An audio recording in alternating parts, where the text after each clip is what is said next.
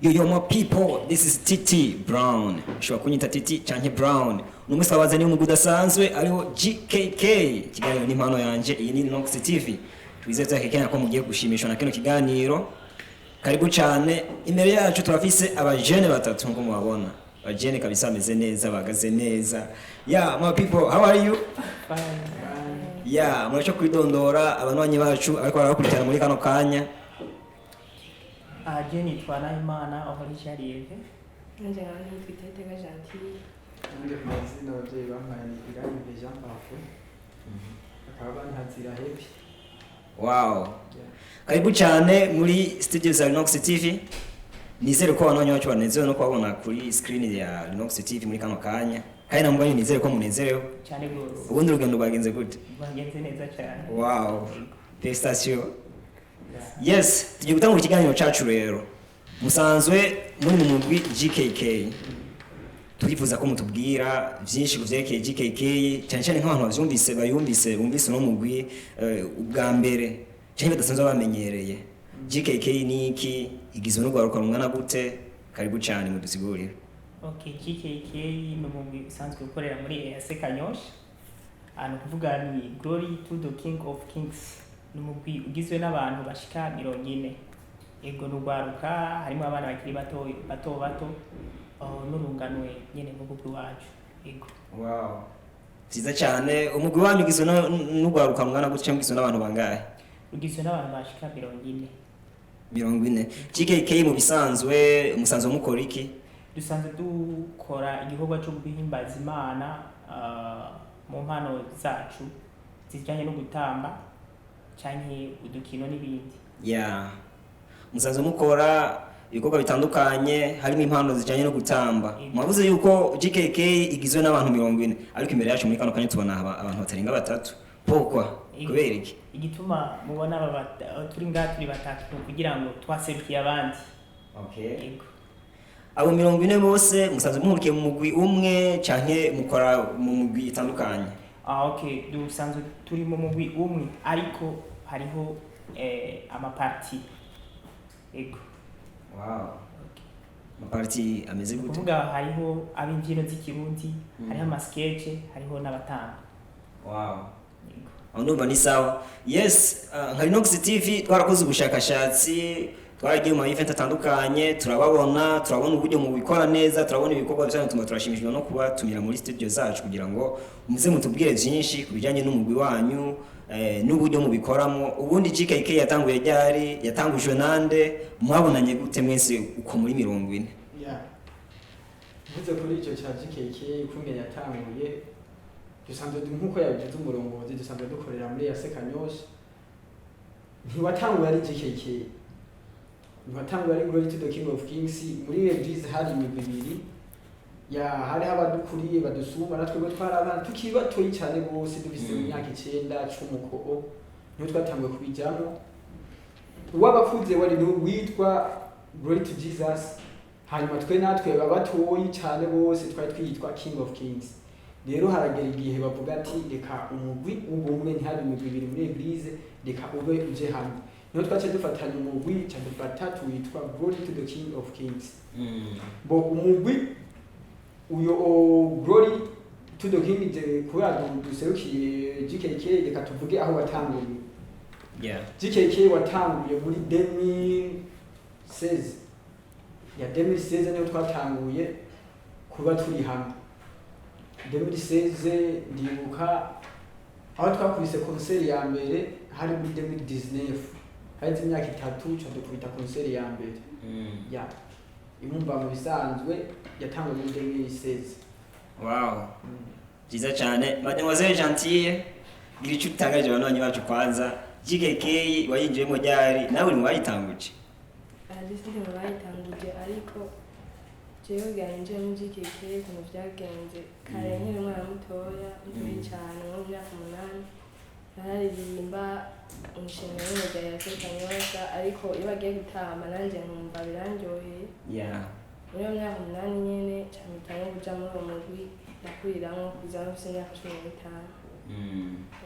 Yes, abanwanyi bacu bariko barakina muri kano kanya barashobora kwabona ibikorwa mukora, benshi barabazi, muri abatamvyi.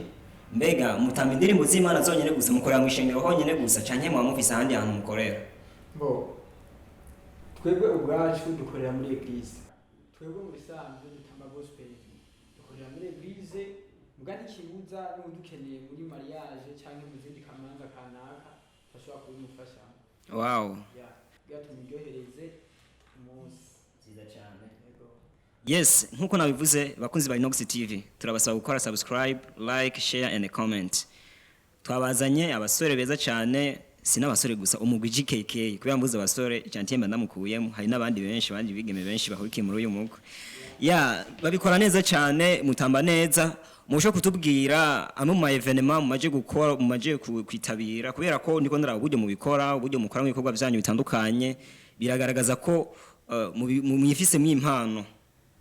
Birashoboka reka bayamo evenement kanaka mumaje kwitabira, swate nk'ibikorane canke ama evenement de mariage n'ibindi mugira ico mubwiye abari ko barakurikirana muri kano kanya. Murakoze. Hari ama evenement menshi tumaze kwitabira, na cyane dutangurira muhira. Igihe cyose tuba dufise evenement, abantu bo kuri eglise cyangwa iki bikorwa bibera kuri eglise, kuvuga yuko tutegerezwa kumanza gutangurira muhira tugakorera hajya muhira nyene. N'ama evenement misi yose igihe cyose turaba hari nk'amaruanje speciale n'ibiki dutegerezwa kwama twabikoze, kandi ari nk'ama evenement nkajya mwitabiriye namwebwe asanzwe atunganijwe kujya dutegerezwa kubikora. Hari n'izindi evenement z'amaziba hanze mu eglise atandukanye dutegerezwa kuzitabira. Kuri uyu munsi hari umuntu ashobora ariko arabumviriza, ariko arakurikirana ikiganiro cyacu muri kano kanya, akumva arabaye motive, akumva arashimijwe n'ibikorwa mukora, ndetse akaba yarabonye na yimwe mu zo mwakoze uburyo mutambamo, yibereye ruguru nk'Ingozi, mu Karusi canke ahandi hantu mu yindi ntara. Kubwanyu nk'uwo muntu bishitse akabarondera, biroroshe kubaronka. Hoho byose abiki kugira ngo mushobore kwitabira ubutumire bwiwe? Biroroshe kuturo adresse arayizi yasekanyosha nyene. Ngo tubarizwa ahandi tubarizwa ni hajya nyene. Umaze kumenya yasekanyosha ubudufise. Hama turonka n'ibintu byoroshe cyane. Tuvugana bivanye n'ukungene ushaka yuko ibintu byawe bigenda neza. Ubundi iyi migwi nka bene y'intambo ngaha mu gisagara cya Bujumbura iriho ari myinshi cyane. Kandi GKK mwabuze ko mukorera cyane mu bintu byo gutama ama gospel. Ikintu kibatandukanya n'iyindi migwi ni iki? Cyane se nk'ubu dufate nk'umuntu ashatse kubarondera. Kubwanyu ikintu cyo kibatandukanya n'iyindi migwi ni nk'ikihe mu bisanzwe? Mu bisanzwe nk'uko bivuze twese dutamba bimwe. Twese dutamba bimwe, gusa ikiza kudutandukanya ari kimwe cyonyine. Impamvu dutuma dutamba niyo iza gutuma dutandukana nabajya, kuko murazi yuko ngaha twese dukora bimwe muga dufise vision zitandukanye iyo tugomba gushika. Cyo no kivuga ko ico dutandukanye kidutandukanye nabo bandi ni vision umuntu abafise. Okay. Hanyuma dusipoze ko hari imigwi myinshi ngaha mu gisagara cya Bujumbura ikora ibikorwa mukora, ni myinshi cyane. Ubundi ikintu cyo tuma tureka iyo yindi migwi yose tugahitamo umugwi GKK yasekanyosha, ni ikihe? Ni ikintu nyamukuru two kwisunga ni ikihe? Ikintu cya mbere mu kwisunga cya mbere yuko mu kwirengagiza izindi mugatumira twebwe. Turagerageza tugatanga ibintu bya mbere byiza dufise kuri twebwe. Nicyo kintu cya mbere no kubwira umva mu gitwiyumviriye tuguha byiza bya mbere dufise ubwacu. Nibyo bitanga uyu munsi kuba batwiyumviriye. Urafise ikintu wongerako? Icyo nongerako nuko twebwe muri yasekanyosha kuvuga ko hariho indero batureranye. Sava?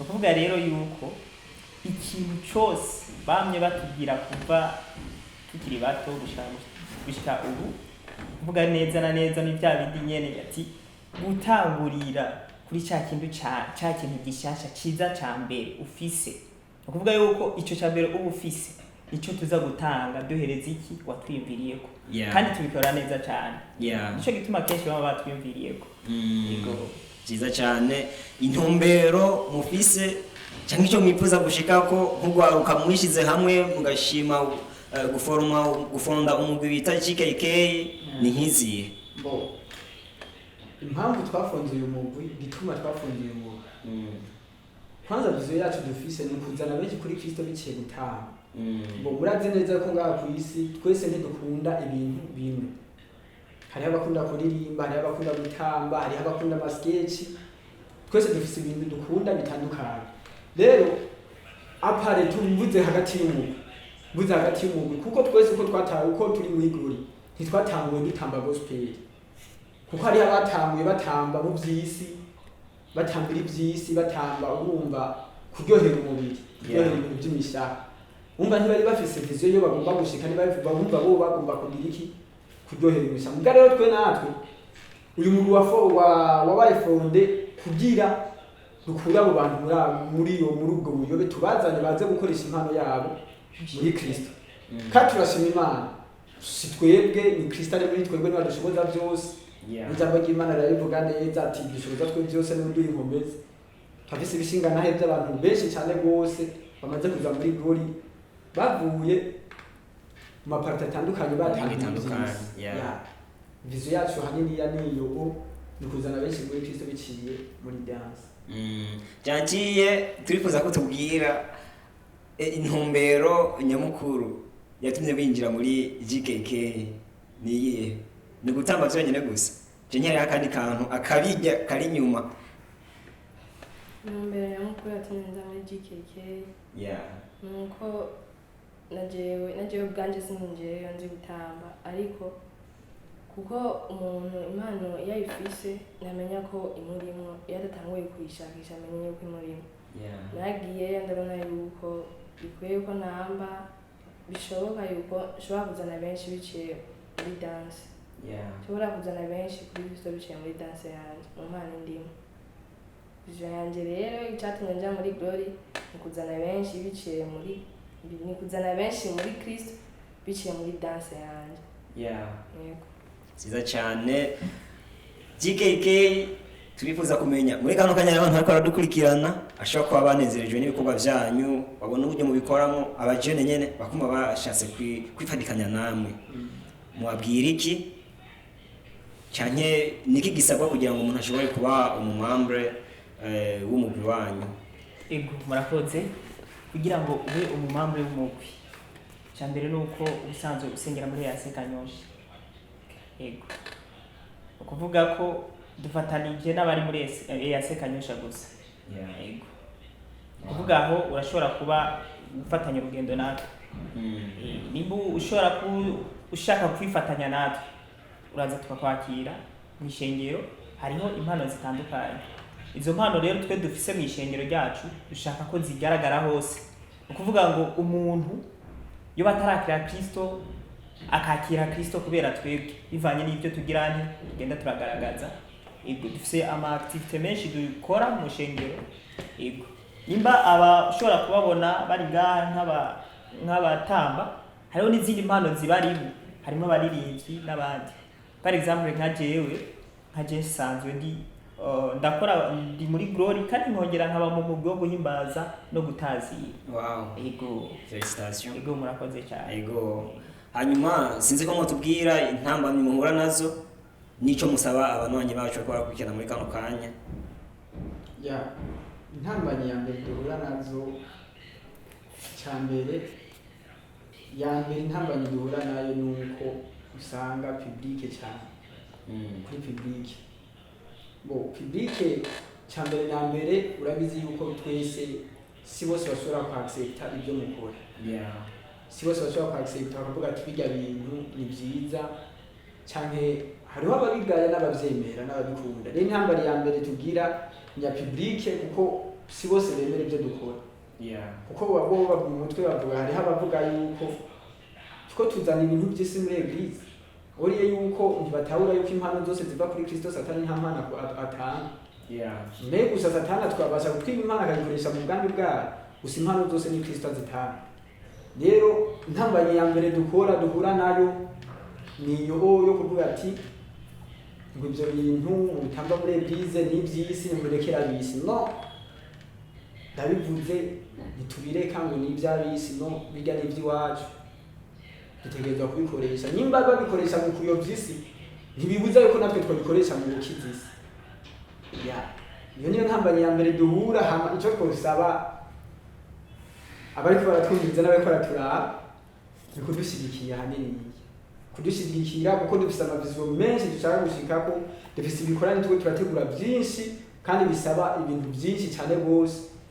Cyo dusaba ni support gusa hanini nicyo twabasaba, no kudusengera cyane rwose, no kudusengera n'amasengesho yabo turayakeneye. Jongozi bafite icyo bongerako? Icyo nokongerako nuko usibye ngo mu buryo bugaragara mu buryo bugaragara mu byo dusaba, hariho n'uburyo mu buryo bw'impemu uko mugenzi wacu yabivuze, ubwo yuko badusengere cyane, badusengere cyane kuko igikorwa c'est vrai twashobora kuba turiko dupresenta rimwe kabiri, mugabo bivanye n'ingene urazi ko ugiye mu by'isi hari gihe uba ugiye kurondera iki ibintu bijanye n'uburyo bw'amafaranga cyangwa iki n'iki. Ubundi bwo twebwe dukora kuri gusa nta mahera tugirane tubikuramo, usibye yuko ari nk'umuntu ashaka kugirane kudufasha, abonye impano zacu ingene ziriko zirakora mu ishengero akavuga ati turashaka kubafasha mu buryo bw'amafaranga cyangwa iki n'iki. Twebwe rero icyo dusaba kandi nuko mukunda dukora twerekeza kujya mu bikorwa by'Imana. Ni ukuvuga impano zacu nk'abajene tukazikoresha mu guhimbaza Imana, kuko hariho benshi bariko barazikoresha ukutariko. Twebwe twabonye ko igikorwa cyose ushobora gukora kivuye ku Mana ushobora kugirana kuronka iki intera yacu. Okay. Nziza cyane, mwakoze cyane kuza muri studio za Linox TV. Turabashimiye gose bivuye ku mutima. Twizeze kekanya yuko abanywanyi bacu abakurikirana Linox TV bashimishijwe n'iki kiganiro, nanone bagiye kurushizaho kubarondera no kubatera intege no kubatumira mu ma evenement atandukanye, cyane ibikorane n'ama mariage. Ibisigaye navyo turabashimiye gose. Sawa. Ciao.